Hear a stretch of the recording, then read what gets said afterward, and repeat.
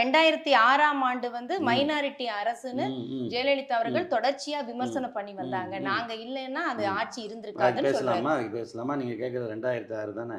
2004 அன்புமணி எப்படி அமைச்சரானார்?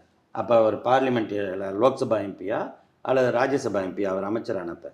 திமுக இல்லைன்னா அவர் அமைச்சராக இருக்க முடியுமா?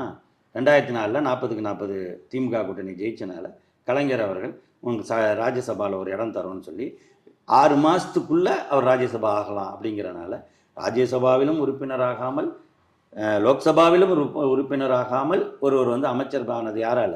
திமுகவால் தானே, திமுக தலைவர் கலைஞரால் தானே. சரி கேட்குறல்ல, 2006 மைனாரிட்டி ஆட்சி அப்படின்னு ஜெயலலிதா சொன்னாங்க.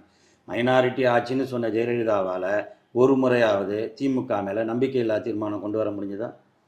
அது மைனாரிட்டி ஆட்சின்னா அது பலத்தை காட்டியிருக்க முடியாதுல்ல, நிரூபிச்சிருக்க முடியாது. இவங்க எது வரைக்கும் இருந்தாங்க? 2006 எது வரைக்கும் இருந்தாங்க? 2009 வரைக்கும் இருந்தாங்க. 2009 நாடாளுமன்ற தேர்தல் வந்ததும் அவங்க எங்கே போயிட்டாங்க? அதிமுகவுக்கு போயிட்டாங்க. அப்புறம் 2009 2011 வரைக்கும் திமுக ஆட்சி இருந்ததில்ல, 5 ஆண்டுகள் முழுமையாக தான் இருந்துச்சு. நீங்கள் போன பிறகு அது இருந்துச்சுல்ல, இப்போ நீங்கள் ஏன் இதை கிளைம் பண்ணுறீங்க? உண்மை என்னன்னா, அது வரை அந்த 2009 நான் சொல்கிற 2009 வரை பாமக ஒரு கேம் ஆடிக்கிட்டு இருந்தாங்க அரசியல். உங்களுக்கு ஒரு முக்கியத்துவம் இருந்துச்சு. எப்படின்னா 1998 தொடங்கி 2009 வரைக்கும் நடைபெற்ற நாடாளுமன்ற சட்டமன்ற தேர்தல்கள்.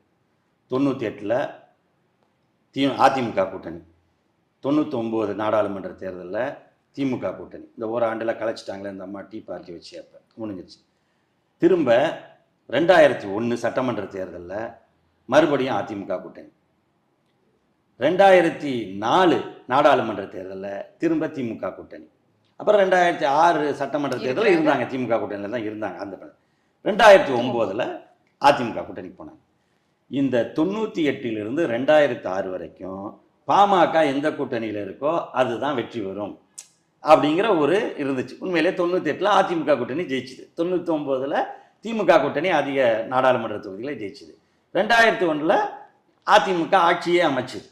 2004 40க்கு 40 திமுக கூட்டணி ஜெயிச்சுது. 2006 இவர் சொல்கிற மாதிரி இவங்க காங்கிரஸ் எல்லாருமே ஆதரவு தர திமுக ஆட்சி அமைச்சது. இது வரைக்கும் என்னன்னா பாமக இருந்தால் அதுதான் வெற்றி பெறும் அப்படின்னு. 2009 தேர்தலில் திரும்ப அதிமுகவுக்கு போனாங்க. நாடாளுமன்ற தேர்தல் நடந்தது. திமுக கூட்டணி அதிக இடங்களில் வெற்றி பெற்றது. அதே நேரத்தில் அதிமுக 12 இடங்களை அவங்க ஜெயிச்சாங்க. அந்த கூட்டணியில் இருந்த மதிமுகவுக்கு ஒரு இடம் கிடைச்சது, இந்திய கம்யூனிஸ்ட் கட்சிக்கு ஒரு இடம் கிடைச்சது, தென்காசி கிடைச்சது, மார்க்சிஸ்ட் கம்யூனிஸ்ட் கட்சிக்கு ஒரு இடம் வெற்றி பெறுவதற்கான இடம் கிடைச்சது.